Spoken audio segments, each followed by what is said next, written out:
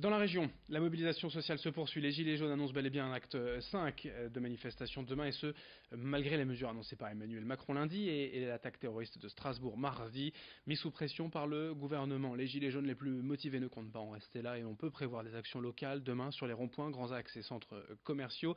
Les commerçants des centres-villes, eux, seulement à 10 jours de Noël, espèrent que la mobilisation va s'estomper pour laisser les consommateurs revenir dans les magasins.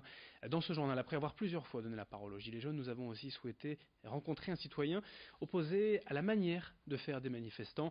Michael Boudal a par deux fois été menacé par les Gilets jaunes. Il veut exprimer un ras-le-bol quant à la forme. On l'écoute au micro de Lucilbert Constant. J'étais sur un rond-point du côté de là sur Carvin. J'ai eu l'audace de dire que j'étais pas forcément d'accord avec leur démarche, pas sur le fond mais plus sur la forme. Et la personne m'a mis sur le côté en disant on va te faire patienter pour réfléchir. Secouriste dans une association de protection civile, j'ai dû utiliser cet atout pour pouvoir reprendre la circulation. Et la deuxième chose, c'est notamment sur les réseaux sociaux, sur les groupes type Ch'ti, Boncoin ou Vente sur Tourcoing ou autres. Il y a toujours de la propagande, sur les gilets jaunes. Puis un jour, le 22 novembre, j'ai écrit comme quoi, entre guillemets, est-ce que c'était un groupe de vente ou est-ce que c'était un groupe de propagande pour les gilets jaunes?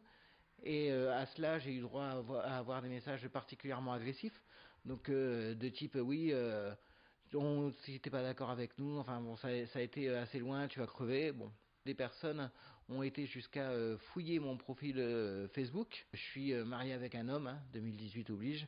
J'ai eu droit à des insultes homophobes. Le plus grave pour moi, ça a été quand il y a une personne qui m'a dit j'ai vu une photo de ta mère, je l'ai reconnue, je vais m'en occuper.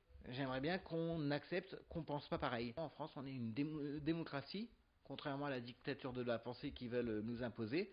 S'ils veulent vraiment que ça avance, il faut aller dans le sens du gouvernement et donc pouvoir commencer à négocier. Donc que eux ils se structurent, que eux ils nous montrent qu'ils sont capables de faire des exemples de démocratie. Je dis pas que le système est le meilleur du monde, mais qu'on arrive à se parler.